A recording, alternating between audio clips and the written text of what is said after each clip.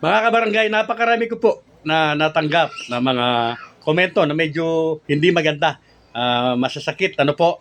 Dahil sa yung sinasabi natin na kung hahabol ka na kapitan o kagawad ay napakahirap bilang isang independyente. At kung ikaw ay nagbabalak na hahabol na kapitan, ay kailangan meron kang makinarya o political machinery na tinatawanan po tayo mga kabarangay.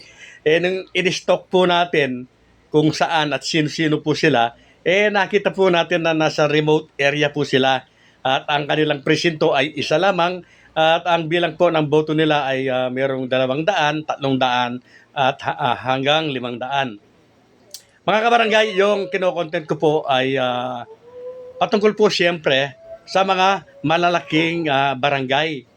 Lalo-lalo na po yung mga nasa syudad. At kaya ako po sinabi na napakahirap po na manalo na independyente ang isang kagawad ay dahil po disadvantage talaga yung wala siyang kasama at katulong. Sa gastusin na lamang po ay magsosolo siya. So, gagawin ko po uli ng content ang mga bagay na yan. Nakatutok po ang content ko ngayon ay yung mga bakit kailangan po ng isang umahabol na barangay captain na magkaroon po siya o dapat meron siyang political machinery. Pwede po ba mga kabarangay na mag-ikot ang isang kapitan na siya mismo yung nagbibigay ng kanyang mga proyektos?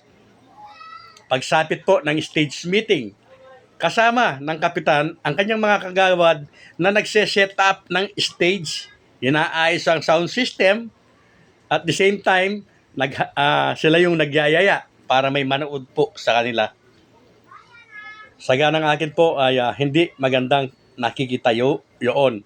Ibig po sabihin kapag ganyan po yung isang kandidato, lalong-lalo na po para sa kapitan, ay pinagpapalagay po natin na mahina po yung kanyang kandidatura. Yes po, napakahalaga po na mayroon ng political machinery, may estratehiya ka at mga programa.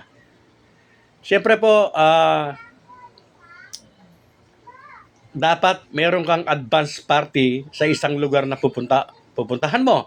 Ano yung mga advance party na iyan? Unang-una na po dyan yung mga MPT. Alam po ba ninyo yung MPT? Sa amin, ang tawag dyan MPT.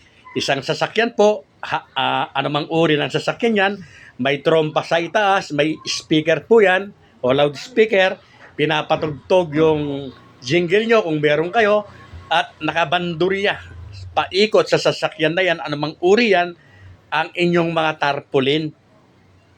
Yes po. Sino pa? Yung advance party. Nandyan din po yung kung minsan ay may mga parang banda pa ng musiko o may mga drums na kinakalabog yan habang may nag-aanunsyo na may pamiting kayo sa lugar na yon sa oras at araw na ganito.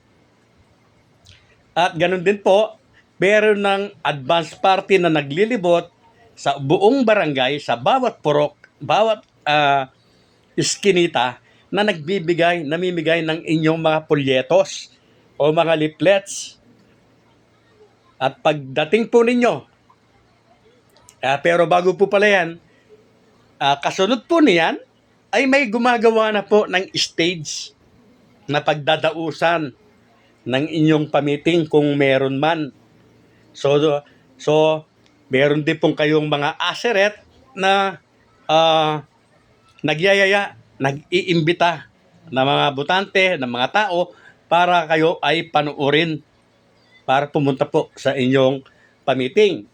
Kaya yung ibang nga po na medyo may kaya ay may mga artista pang iniimbita, mga entertainers.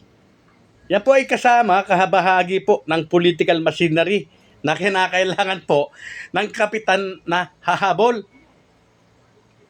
Napakahalaga po. Sabi ko nga, na kailangan meron kang makinarya. Mga kabarangay, unang yugto pa lamang po yan ng mga dapat na meron ang isang kapitan po na hahabol. Real talks based on facts.